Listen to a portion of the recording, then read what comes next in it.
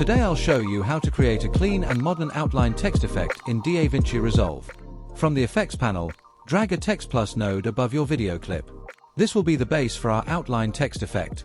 Now, type in your text and adjust the font and size until it looks the way you want.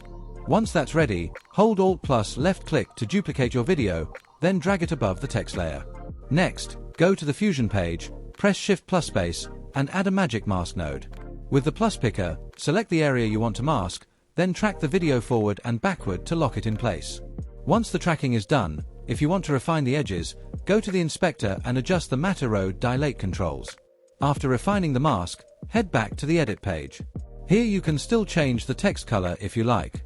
Then hold Alt plus left click to duplicate the text layer.